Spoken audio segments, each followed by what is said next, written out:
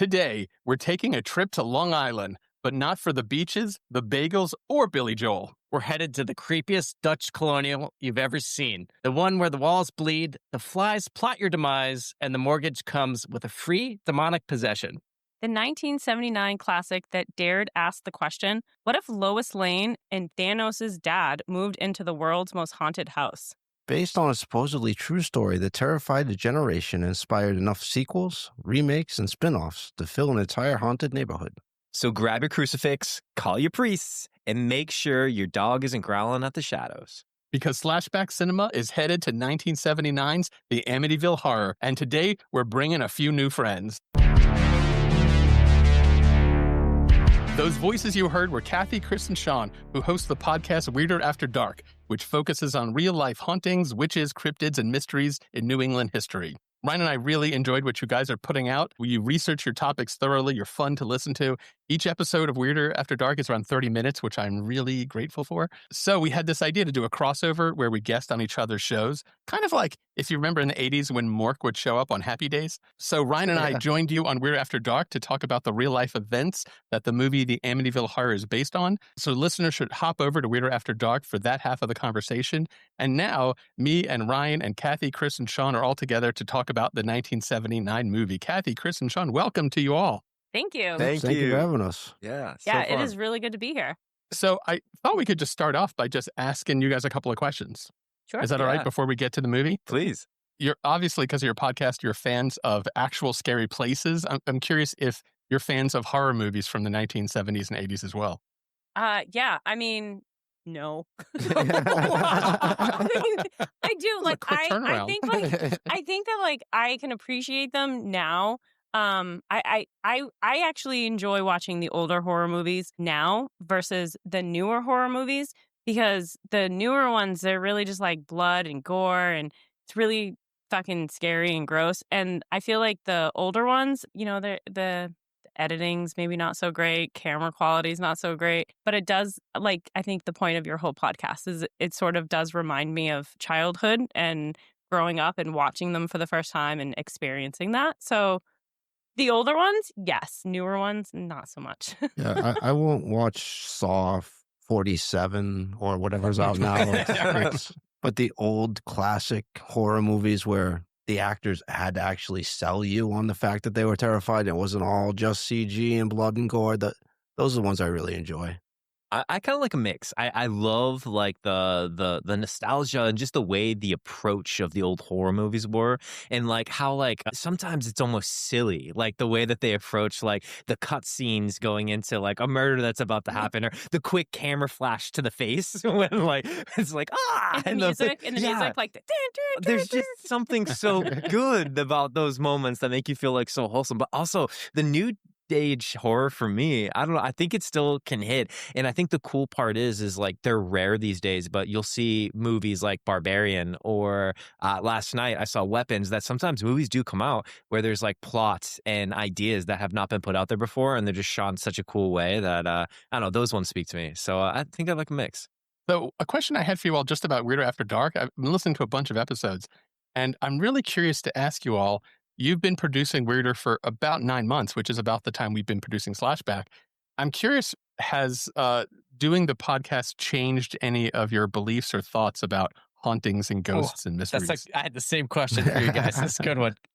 I gotta be honest, I started this extremely skeptical, and the more we get into it, the more I'm leaning in a different direction. It's Really? Yeah? Yeah, I would agree with that. Really? Both of you? For him. Oh. For him. For him, because I think in like, to his point, I mean, I don't want to speak for you, but I'm your wife, so that's why But like in the beginning, like I feel like very skeptic, kind of always try to find like a logical reason for why things were happening. And now I kind of feel like you're more open to the possibilities of maybe it could be something else. Maybe it could be a haunting or spirits, or I mean, I think we always thought about like aliens and stuff, but I mean, there's real. Yeah, aliens are real. But yeah, I agree. I definitely agree with that for him. For me, I think I went in starting this as sort of kind of the person that was like, I want to believe. I want to believe that there's something. Prove it to me. But I definitely leaned towards probably making the excuse that it was something more. But now I kind of feel like I'm more skeptical because I've read all these stories, I've seen all these things, kind of like, I want to say being educated on it and just hearing all these same stories. Now I've kind of become more skeptic about it than I was in the beginning. I don't think anything's honestly changed for me at all. I came into this series as a skeptic, and I've been trying for probably 15 years to try to have some type of paranormal experience, and I've only really had maybe one that I out of like 70 attempts that I can be like, I'm not sure what happened. My girlfriend always tells me that I'm too thirsty for an experience and the ghost can feel it, and that's why it's not happening for me. But I think the only one that I've ever had that felt mildly real was the S.K. Pierce house. Like when we heard those noises on the second floor, like I can't explain that today. But other than that, I haven't had a single thing or moment or story I researched where I couldn't find a plausible explanation for. You know the saying, I'll see it when I believe it? Mm-hmm. You see, I think we got that backwards. I think when I believe it, I will see it, right? So if you don't believe, then you're going to find a rational explanation for everything. But if you can stay open, some things can't be explained away. Therapist is speaking. Oh, yeah. You went deep. You went deep. Him and his fortune cookie, like little, I love it. One of my favorite episodes of Weirder is that bonus episode that you did in November, the one you're talking about, the S.K. Pierce, because you actually went there and then recorded in real time your experience. And then you had, I don't want to spoil it, but definitely people should listen. But I love that episode. I listened to it twice all the way through. And I really am fascinated by how you're all three kind of skeptical, but all three of you then experienced something that really freaked you out. Yeah. And was hard to explain. And you can hear it in the recording where like we're going up the stairs and I think like the woman was like, is anyone up there? And Chris is literally like, God, I hope so. Like, because we all heard like what sounded like someone was up there. And then we go up there and then we don't actually hear it until we hear the recording. And then we're like, what was that? But yeah, it was very strange. It was definitely an experience. I think the recording was so fun for me too, because like we're not planning on having an experience, or even we weren't ghost hunting. We were literally just trying to interview Marion, the keeper of the house, and then all of a sudden something happened, and it was so cool that none of that was manufactured. That was all our genuine reaction, and like I think it's mine in your voice, Cathy. You can hear it in where I'm like, I literally like excited and then scared, and I'm like, oh my God, what's gonna happen? like it's so cool. Yeah, and she's like, was that you? And I was like, no. And he's like, that wasn't her. Yeah. Our biggest problem putting that episode together was, how do we make this not sound staged? Because this really happens. Like, this is really like genuine reactions, but it sounds so staged. My girlfriend told me to edit a portion out because it sounded fake. And I was like, it's real. I can't help but get excited when I'm scared. I can't help it. Yeah, there's a point in the recording, Cathy, where you said, I was definitely not walking.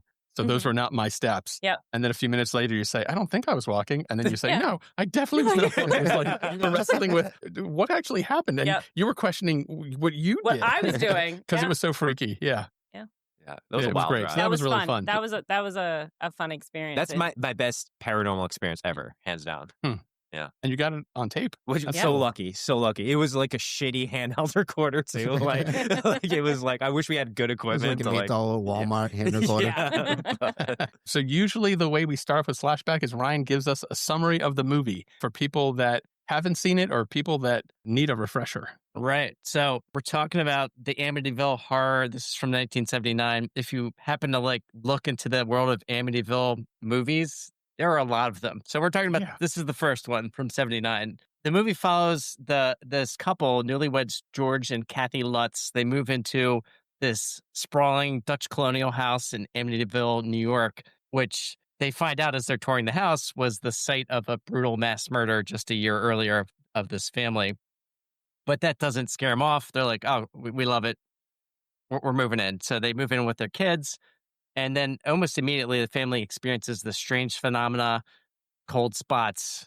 A priest comes, has these strange experiences. There's ghostly voices. And then there's the increasingly erratic behavior of George as he starts to lose the thread. The film follows the unraveling of this family as the supernatural elements get ratcheted up, and it eventually comes to a shocking conclusion, or maybe not so shocking, which we'll talk about here in a little bit. Ryan, have you ever seen this movie? Why, yes. I saw this movie when I was, probably like, if it wasn't middle school, I was right around that age, and it scared the shit out of me when it came out. Yeah. So maybe I saw it 3 or 4 years after it came out, and the freaking flies, like, yeah, so scary, and like the whole demonic like possession of a house thing. This movie definitely was lodged in my brain and is up there with one of the movies that terrified me as a small child. Did you see it, Johnny? I saw it on TV. Yeah, you did. And okay, it was really creepy. And certain movies, they take on like a mythology of. Like, it's not just the movie, it's like what happened when the movie was filmed, or actors died after the movie was over, like with Poltergeist. Like, I feel like certain movies, there's other narratives about the story or the making of or the background that make it even scarier. And so the fact that this was based on these real murders, and I went back and watched some like early 1980s interviews with all the people involved that we're going to talk about, and they are already referring to it as the most haunted house in America. And so all that stuff was super, super creepy. Definitely the flies I remember. And the other thing that really came back to me is that house. I talked about that on Weirder After Dark. They did such a good job with the design of that house, making it look like it had these red eyes. Mm-hmm. In fact, they did such a good job that the people that own that house now changed the windows so it doesn't look like that anymore, right, so that people won't know that that's the house from the movie. They're trying to like throw off fans who were obsessed with it. Yeah. Yeah, the house is definitely a character in the movie, though. The way they shot it. So, Chris, Sean, and Cathy, have any of you ever seen it before preparation for this? No. No, this is the first time I've seen it. No, I never saw it growing up until like a week ago. Never from beginning to end for me either. I saw like little pieces of it here or there, but this is my first time sitting all the way through, and I won't lie, those eyes on the house are so creepy. They are. Yeah, for sure. So, Ryan, the next thing we generally talk about is film lore or notes or just background of the film. Did you find anything interesting? I mentioned that there's a lot of these Amityville films, and it is interesting that this was the first one, but because it was a town, they couldn't copyright the actual Amityville name like some other movie properties. So it was sort of this weird copyright limbo space where I want to say there was like 35 Amityville films made like it's after incredible. This. Really? But not necessarily related. Like people were doing all these bizarre spinoffs to the point of, I don't know how deep you went on this, Shawnee, but one of the follow-up films to this was called, and not related to who produced this original one, was Amityville Gas Chamber. And this guy, it's an 1.5-hour movie of a guy silently reading a book while he just farts for the entire film. That was not where I thought that was going. Ryan, do you think that's in the same cinematic universe as the rest of Amityville? No, but I'm and there's like Amityville vampires. Like there's this whole like people just took the name and they're like they're gonna watch my movie if I throw Amityville in there. But right. I'm gonna go watch that, or maybe only watch a minute of it. I'll report back. Yeah. A million views. Googling it. Yeah, a million views. What? Yeah. We need a full report, the entire hour. Break it down for us. Yeah. Maybe we'll do an episode on it. Yeah. What's your favorite? Yeah. What was your favorite fart?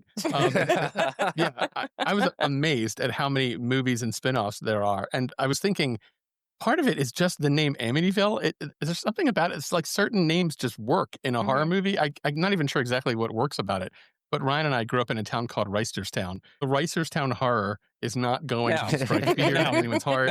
No one's making a film franchise about it. What do you guys think? Do you live in scary neighborhoods? I agree. I think because it does have that history. So I think anytime you have a location or a place that has that long history, it sort of gives a mystery to it too, right? Like even if there's no stories there, if you know that there's a building from, 1725, you can literally create any story you want to scare you. And that kind of gives the age of it sort of that power to be able to do that. And then you tell a story, someone else tells a story. Next thing you know, you've got a legend and a lore, and history is made. Yeah. And let's be honest, we got some long, cold winters in New England. So we're sitting around. We don't have anything else to do. We're telling each other stories. So we're really good at it. Like, that's a joke, but there's so much truth behind that as well, too. Like, what else you got to do? You're going to drink. And when you drink, you see shit. Like, what do you expect? But I do think, too, like, you think of all of New England, like, Vermont has one of the highest UFO sightings per capita inside of the United States, which is crazy.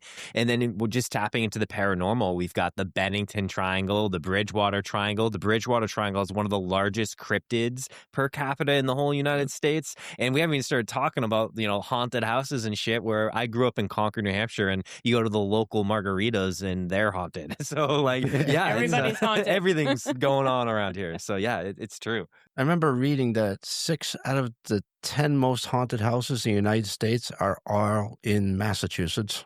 So, yeah, it's definitely got its concentration of creepy shit.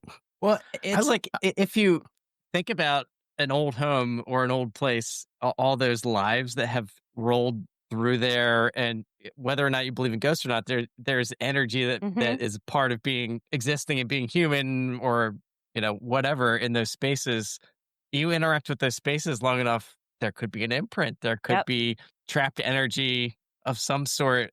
I think the more time that's involved, the more opportunity there is for something to be going on. We talk about that, about how sometimes a space can just take on that energy, and you leave that footprint behind. And then now you have someone new coming in and they're interacting with that energy and they're leaving their energy. And like you just said, like, you've got hundreds of years of all of this just accumulating, and it's the perfect storm for something creepy. When Ryan and I started Slashback, somebody asked me, and that somebody was my wife, aren't you going to run out of horror movies if you're just focused on the 70s or 80s? And I said, it is unbelievable how many horror movies came out in the 70s and 80s.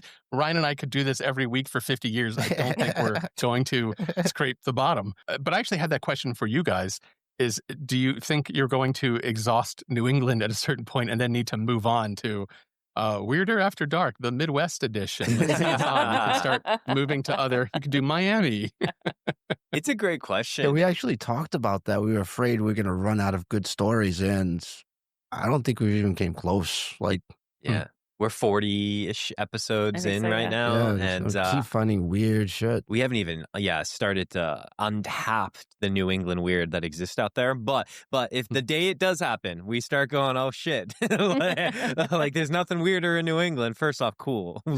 That means we're making money. Yeah. but second, I'd say, like, to the point, like, man, we could so quickly, easily pivot to all of a sudden explore the rest of the United States. And Midwest version, heck Wisconsin. Yeah, we're coming to Wisconsin. Yeah. Right.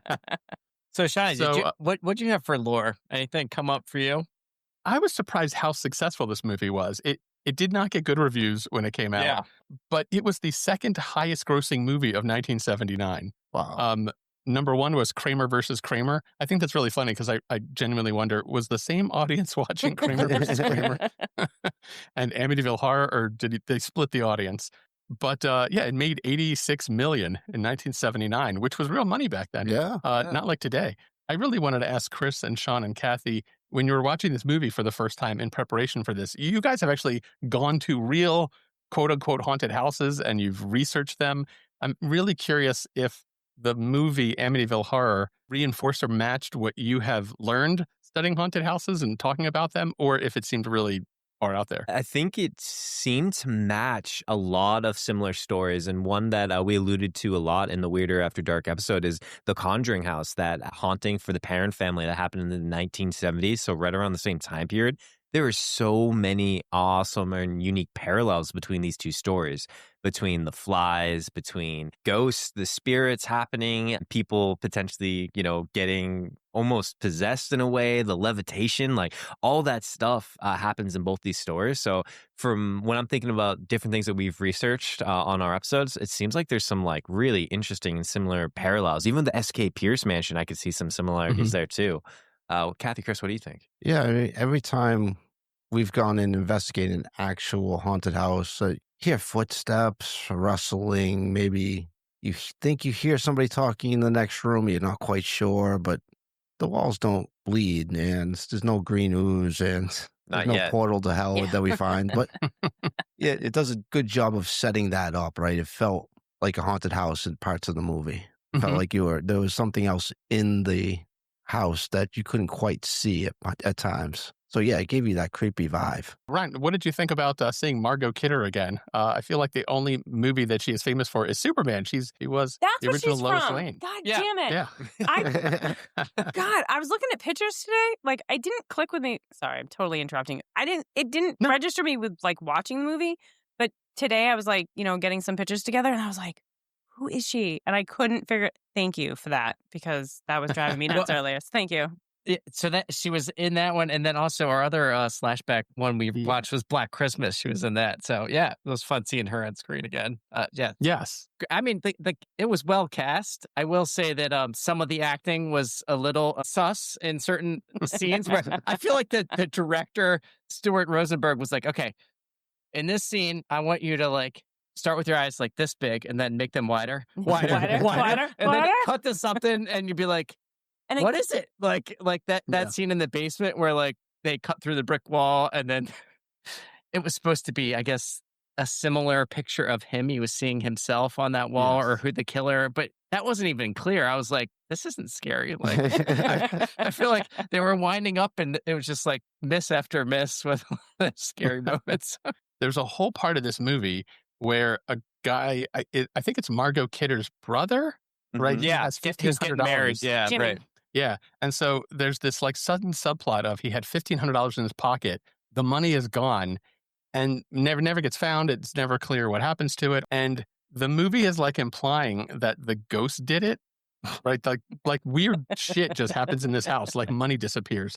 But I thought, first of all, are these ghosts just trying to be irritating? Is that the idea? They're just fucking with you to be annoying? They're practical Joker ghosts? Upside down cross, stealing your shit. Yeah, I feel like these are shitty, scary ghosts. Like they're only good at like hiding your keys and like stealing money out of your wallet. I don't think ghosts need money. I'm not sure. Yeah. Afterlife is expensive. Yeah. Yeah, but that's the kind of thing that happens in the book is they take things that are normal, frustrating things that happen to people, and they're like, all of this stuff happened to us at this house. But that stuff happens to everyone in all of our houses. Seriously. They don't make horror movies about like, it. The scene with like the black goose in the toilet, I'm like, that I think somebody just ate something bad and like, had some Drano. Like, that's not like demonic possession level of it.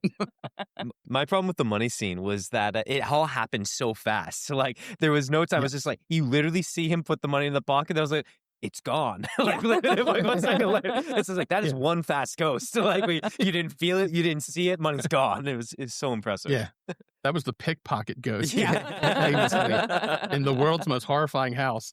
No, so you brought up that toilet. So Ryan and I have a segment that comes up in several of our episodes, and it was perfect for this one. It's a segment we call "This Old Haunted House." Because Ryan and I both live in extremely old houses. My house is like 125 years old. Ryan's house is like double that, right? Yeah, like 220 something. Yeah, it's pretty old. Yeah, so in the movies we've watched that have haunted houses, what we have learned about home repair that might have helped the people in this movie, and we're not professional carpenters people, but that toilet scene is a great example. If you live in a house that's over 100 years old, you're going to flush your toilet and weird shit's going to appear. That doesn't mean there's ghosts. Could have been a septic system backing up. You never know. Yes. Like, yeah. So Ryan, are there other examples of, I thought there were multiple of this is just a normal old house thing. That scene with the basement, I mean, we talked about it, like the background of like the secret room in the basement and, the dogs digging at the wall. And then like, I feel like the way they took that wall down in 2 seconds, I'm like, really? Like, this is like, I don't know. It seemed a little unbelievable. I don't know if they need an exorcist or the EPA to come in because it seems like they just had some spillage from an oil tank that they just built right over it. Totally. Super fun site is what was going on here. Yeah. Well, they bought this house and I'm like, are you guys going to get an inspector at all? Check the plumbing, check the electricity. There are concerns in any old house that you should really have a professional look at. I also I don't know if you all picked up on that scene where they were talking about how much the house was. It was like $80K. And probably the true horror of this whole film and topic is like the price of homes now. I was like, $80K for that house. Damn. Like 3,600 square feet. On the water. Waterfront, boathouse. 20 minutes from the city. I mean, yes, my son was watching the movie and he couldn't get over the cost of the house. He would not stop talking about it. He said, $80,000. I could buy that house. By the end of the movie, he was like, is this a real house? Can I buy this house? it's still for sale. Yeah. Ryan, you mentioned earlier that scene where they knocked down that wall. I was watching that scene thinking, no one's going to check if that's a load-bearing wall. They're just going to take a sledgehammer to a random wall and see what the fuck happens. That's not a good idea. The staircase. That's why he fell through the stairs. That's how he ended up in the muck. That is the reason, Kat. Yes, absolutely. The other thing I thought, it was just, if the things that happen in this house are signs of a haunting, everyone who lives in a house that was built in the 19th century is living in a haunted house. When you open a window and the window just slams shut, like old windows, they didn't have the kind of tension that modern windows have. They have like these weird weights inside the window. Totally. Like, the kid getting his hand caught in the window. I'm like, this is a horror moment. Right. And the genius of the Lutzes is that they moved into an old house and turned normal wear and tear into everything that happened as horror and evil demonic ghosts. Were there any other standout scenes that you all had, Chris, Sean, and Cathy, that like jumped out at you? Yeah, my favorite scene was towards the end of the movie, and George is freaking out with the axe, and he all of a sudden comes to and realizes who he is, and they're walking down the stairs, and they're slipping down the blood on the stairs, but there's just so much blood. They're just covered in it. It was just overkill. Wrong word, but it was just like they're just struggling to get down these stairs, and they're just slipping in the blood all over the place. And it's just like, okay, come on, just get out of the house, please. Yeah. There were two moments for me that I like were awkward. First off, like the first 4 minutes of the movie, you get like this recap of the murders, and then all of a sudden you got them like, well, now this like couple, the Lutz, getting a tour of the house, and all of a sudden you get in these like flashback slow-mo murders of people just getting shot on their beds. And I just remember like first time seeing this movie, I was like, what the fuck am I watching? Like, how many times am I seeing the same people get shot? Like, what's going on? And then I don't know if you remember the weird sex scene, like that just didn't fit the movie like at all. And they just like it lasted so long. I was like, okay, yeah, they're hooking up, cool. Like, what's happening here? Yeah. Okay, so I had two scenes. One, I have to agree with Sean. It was the sex scene, right? It was so ridiculous. It was like this weird soft porn that didn't really show anything. But the part that really bothered me was the fucking flower in her hair. Yes. Their like hands are all tussled in each other, but the flower is like perfectly placed, like, and it doesn't freaking move. That just really bothered me, was the flower. I was just obsessed with it like the whole time. But the second scene that I really liked was the fire scene. So you see George, he's in the living room and like he's putting all the fire in. And then all of a sudden you have like this camera angle where you're looking from as if you're inside the fire through, and George is just like fixated on the fire. And I loved that scene. I think that scene really just like stood out to me. 100% agree with you. Yeah, some of the directing I actually thought was pretty clever. And that scene where you're inside the fireplace or behind the fireplace looking through the fire at him, it looks like he's in hell because it's a huge roaring fire. So yes, I totally agree with you. I think that that roaring fire scene was pretty great. Speaking of 70s though, James Brolin, like, talk about the most macho 70s guy ever. He had the hair going on and the beard. Like his son is it Josh Brolin? Josh Brolin, like Thanos. Some sturdy genes there. Those are some manly men. He looked like he like strolled right out of the woods, but his hair was perfect. Yeah, it was a weird combo. Yeah, until like halfway through, and then it was just like this weird frazzled mess. Yeah. He had some hair. He looked very natural carrying an axe around. I don't know if that worked. And the scene that scene where he takes the axe and he's like walking with the guy that came to sign the checks. And he's like just dragging the axe, and then he stops and like turns around and like chucks the axe, and it like lands perfectly in the tree. And I was like, whoa, like he's the man. And that guy was so chill through that whole scene. It's like, yeah, throw the axe. Yeah, that's huge. Like, you're about to get murdered, bro. Like, get out of there. Yeah. I did hear or read about apparently they didn't have enough money to pay Brolin like his normal rate, so he took a percentage of the film, and he raked in like $16 million from this. So this was for that performance. Yeah. Well, should we bring it in for stabby scores? It's 0 to 5, 5 being the highest stabby rating that we would deliver for a movie. So we will pass it over to all of you to run through it. As you're the guest of honor today. Yeah, and you can do fractions. You can completely change the score. Partial, percentages are acceptable. I'm at a solid 2. Solid 2. Solid 2. All right. If I'm going to give this as the best horror movie I've ever seen, a 5, I'm giving this a half of a stabby. It was just, there was too many corny moments and too many I still don't understand the pig. I still don't get it to today. Yeah, I was going to say like a half or maybe a 1. I just feel like they really could have done more with the lines of the story to add instead of these weird, cheesy camera cuts and the dramatic music. Maybe adding more words into it would have been better. So I'll give it a 1 because I don't want to give it a half a point or half a stabby score. It sounds sad.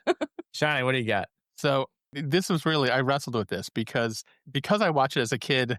I do have a certain kind of like appreciation and affection for this movie. I really liked the first half of the movie much more than the second half of the movie. And so my stabby score was slowly going down over the course of the movie.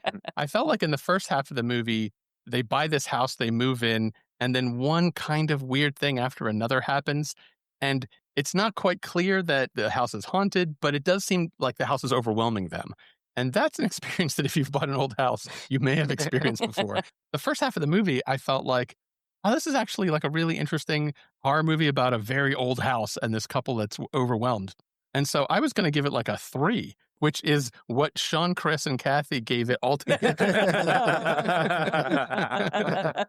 But the problem with the movie is it just keeps going like that. And I like that for the first half. And then by the second half, I'm like, oh, nothing's going to happen. And so then the stabby score went down to 2. Just watch the first half. That's the best part. I went into this with high hopes. Like we've watched some of these movies like American Werewolf in London, which was an amazing movie and held up so well. It was so timeless. And I was like, oh, this is going to be a similar experience. But boy, this was a snooze fest. Like this thing just dragged on. And as I was watching it, I was like, wow, I feel bad that all these guys watched this movie.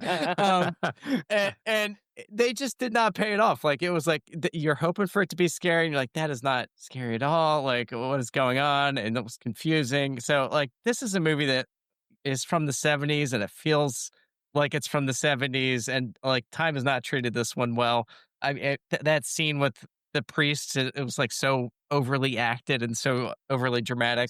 There's so many moments like that. So I was going to give this movie 1 stabby, but because The Fly scared the shit out of me when I was a kid, like I've given it a half a stabby just for The Fly. So 1.5 stabbies. Yes. Yeah. The Flies, I thought it's a very easy special effect. You just like sprinkle sugar or something like that on the wall and then let the flies loose, and that's what they're going to do. And I thought, they got a lot of mileage out of a cheap effect. But Rod Steiger, he was covered in freaking flies. Like that was so disgusting. Like I felt, I was like, I hope he got some extra money for that. Like, him and James Brolin, like they took some hits in this movie. That wraps up another trip down memory lane. Hopefully you enjoyed revisiting the Amityville Horror as much as we did. If you want to support the show, you can check the link in the show notes, make a donation, or visit slashbackcinema.com and check out the merch store. Every bit helps, and they promise not to spend it all on home renovations. And they want Oh my God, Cathy and Chris, I want to thank you for just mentioning our merch store and promoting the podcast. That is so sweet of you guys. I'm really, really grateful. That's what you chose to tell people. I'm sorry, Sean, what were you going to say? And they want to hear from you. If you've got a favorite memory from the 70s or 80s or a classic horror movie you'd love Ryan or Shawnee to dissect, drop us a line at slashbackcinema.com because your suggestions keep the conversation alive. Sean, Chris, and Cathy from Weirder After Dark. It was such a blast to have you guys on the podcast. Thank you for the great conversation about Amityville Horror. Even though Ryan is disappointed, or maybe ashamed that we picked such a lame movie, it was really, really fun to record these episodes with you and to meet you all. Right back at you. Thank you so much. This was a blast. This was a lot of fun. Yeah, it was really nice to meet you guys. Really enjoyed this episode, guys. Thank you so much.